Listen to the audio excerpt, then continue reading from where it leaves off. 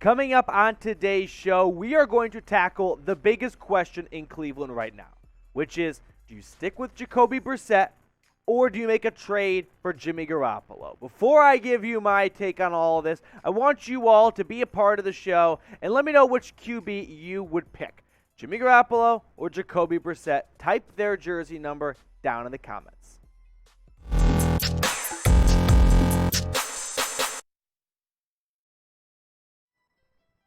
Like I said, the big question in Cleveland, Jacoby Brissett or Jimmy G. Welcome into the Cleveland Browns Report. I am your host, Matthew Peterson, and this is going to be a different show because it's pretty narrowed in on just one big topic, what to do for the next 11 weeks. Do you stick with Jacoby Brissett, the backup quarterback who you brought in with the expectation of you're probably going to have to start some games?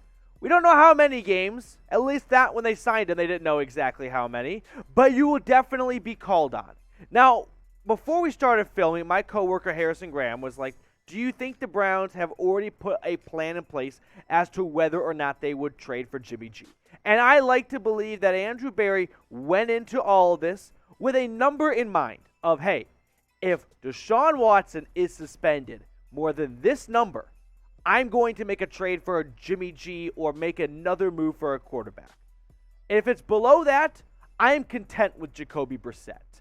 To me, I wouldn't say it's cut and dry, but I view Jimmy Garoppolo as an upgrade over Jacoby Brissett. I think all 32 NFL GMs, if you let them kind of start over and say, hey, just pick a team, all else is equal, no training camp, none of that stuff involved, who are you rolling with? Jimmy Garoppolo is a better quarterback. Now, is he so much better that over an 11-game stretch he would make a difference? I think so. I think 11 games is a big enough sample. 6 games, what it was originally, probably not. But I think over 11, you might see a difference of just one game. And sure, whether you're 6-5 or 7-4, does it feel all that different? Maybe not. But in the NFL, one win could easily be the difference from making the playoffs to missing the playoffs, all right? I think every single Browns fan at this point has probably memorized the schedule because we've all gone through this exercise of how many games can the Browns win until Deshaun Watson returns. And the first couple games of the season, I wouldn't say they're cakewalks because it is the NFL any given Sunday, but you are not going up against the teeth of the league, right? You're going up against Baker Mayfield in week 1, a quarterback who you probably know a thing or two about playing against. You get Zach Wilson or Joe Flacco in week 2. Even with Jacoby Brissett, I like my odds and chances there. That's got to be a win. Week 3, I'm not even sure who will be starting for the Steelers at that point, but if they are not starting the same QB week 1 as in week 3, decent chance things aren't going well. Week 4, against the Falcons on the road, I could maybe see that being a trap game if you got off to a 3-0 start and you overlooked Marcus Mariota, who was a backup, by the way, kind of like, if it's Mitch in Pittsburgh, that's a backup too. Chargers is never going to be an easy game. It was never going to be an easy win or anything like that, even with Deshaun Watson, so you can count that as a loss. I think the Patriots is a win. I think you find a way to probably split the Ravens and the Bengals. It's probably going to be a loss in Baltimore and a win at home against Cincinnati. But Jacoby Brissett, if he is the QB, he is absolutely capable of putting together a couple of maybe shocking-ish wins. It's not too shocking when you think about how loaded this roster is. And then you got the back half of the schedule here. After the bye, you go to Miami, you take on the Dolphins. I don't want to look too far down the line because so much is going to change from now until week 10. But the last couple weeks of the season, week 11 against the Bills, the Bucs, and then, how quirky is it that the NFL has the Browns play Baker Mayfield in week 1, and then Deshaun Watson's return is against his old team in week 13. But that is the schedule right there. So now the question becomes, will Jimmy Garoppolo win more games than Jacoby Brissett in 11 games in 12 weeks? If so, is he worth pursuing a trade? I think the first question is, what are the Niners asking for, right? If the Niners are asking for a 5th-round pick, I wouldn't do that. I don't think it's in your best interest to give up a 5th-rounder for just 11 weeks when you already have a very good backup. He is. I'm not going to repeat myself, but from previous shows, if you know, you know. But I think Jimmy G is an upgrade, but for the price of a 5th rounder, probably wouldn't go that far. You know what I mean? Now, if the Niners are like, hey, just take him off our hands. We got to cut him because we're not going to pay him $24 million to back up Trey Lance. You can have him for a 2024 7th rounder. Well, at that point, you got to think Andrew Berry. We have learned one thing. He is not afraid to pull the trigger and make a move. He's not going to sit on his hands, right? He said after the season, we are expecting a bounce-back season from Baker Mayfield. And what did he do? He saw an opportunity to get a better quarterback, and he pounced on it. So I'm not going to rule out Andrew Berry making a move here. Now, there is a bit of a difference of what would I do versus what would Andrew Berry do? Because ultimately, unless Andrew Berry is watching our show for inspiration, he's probably already have his mind made up here. Now, we can look at stats, and you can compare Jimmy G and Brissett if you do not have your mind made up on who is the better quarterback. I mean, just stat off right there, 2021 compared to Garoppolo's last 17 starts, they're not far off, right? And so I can see the argument for if they're not that far off, and Jimmy G, and Brissett has been with this team this entire offseason and working with the ones for the last week and change and getting some chemistry built, is it worth tearing all that down for Garoppolo, who isn't like a major move-the-needle type of quarterback? Personally, I think so, right? I think if you can capture Jimmy G, what he did back in 2019, for example, his best season, even if it's just for 11 weeks, if you can garnish an extra win from that, I think it's worth it, right? I mean, this AFC is going to be tough.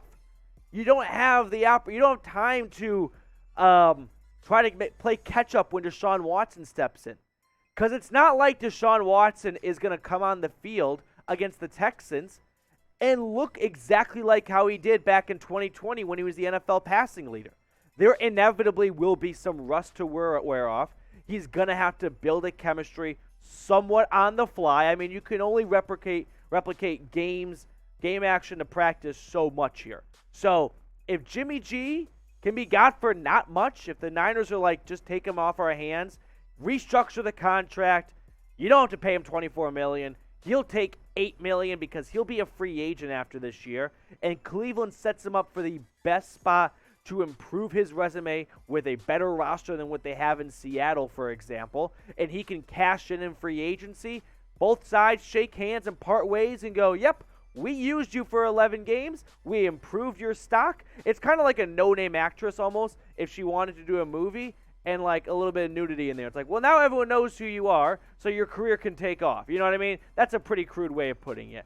But you get the drift of like Jimmy Garoppolo can benefit from coming to Cleveland to try and get a big contract, well, as big as he would get, at least at this point in his career in free agency. And the Browns get the best quarterback option they had at their disposal for 11 weeks. Now, again, the question we go back to is, how much of a difference maker would Jimmy G be over 11 weeks? Because there is something to Jacoby Brissett has been with this team for a while. You know what I mean? Well, for this entire offseason. He's now a 5-year backup or something. And we've seen Case Keenum last year stepped in. He got some wins done. He went 2-0 against the Broncos and the Bengals. And Brissett is better than Case Keenum, in my opinion, at least at this point in his career. So if Keenum was able to go 2-0 and this roster is better, and you add a better QB with Jacoby Brissett, logic would tell you, yeah, things should be just fine. This is where I kind of combat it with, it is the NFL. It is a very, very year-to-year thing. And ultimately, if you don't have the QB position right, nothing else matters. And this is not a lost season for the Browns.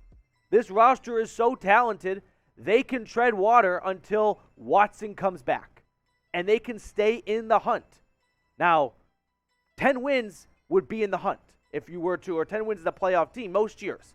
Last year it wasn't. The year before that it wasn't in the AFC.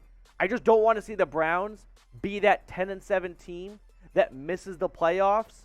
And maybe they could have gone 11-6 if they had Brissett for that Bengals Monday night game. You see what I'm saying here? Now, speaking of the AFC North, We got a sub battle going on here with our Steelers channel at Chat Sports. They got about like a 5,000-ish sub lead on us. It's blasphemy if you ask me. Spam F-Pit in the comments like you guys always do. And if you haven't subscribed yet, please go ahead and do so and lock yourselves in for the best Browns content. Really quickly, I just want to look at what Jacoby Brissett did the last time he was a true starter for the Indianapolis Colts. If you're not familiar, back in 2019, we went 7 and 8 in 15 starts with Indy, and he protected the football, threw for a little under 3,000 yards, 18 touchdowns, 6 interceptions. If this Browns team went 8 and 9 last year with a hurt Baker Mayfield for majority of the year, a healthy Jacoby Brissett is an upgrade, and that probably swaps from 8 and 9 to 9 and 8, maybe 10 and 7. Now, last year with Miami, he started 5 games when Tua was hurt, and you can check out the stats yourselves.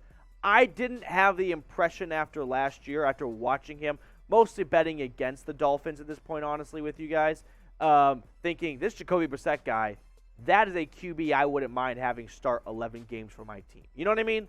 Now that he's been tossed into that role, I want to buy into it. I want to believe that it can be okay with Brissett. But truth be told, last year with Miami, when he was playing, he was fine, right? He was a very good backup. At times, you had Dolphin fans probably arguing to play him over Tua. That wouldn't make sense long term. But again, I go back to the point of, or I go back to what I had my thought a moment ago of, I didn't think Jacoby Brissett last year looked like a QB. I went, give me that man for 11 games of football. I'd rather have Jimmy G. Sorry. Now pick a QB for me. Maybe I persuaded you. Maybe I did the opposite. Let me know what quarterback you would rather have for the Browns for 11 games and 12 weeks of football. Jimmy Garoppolo or Jacoby Brissett? Sound off in the comment section down below.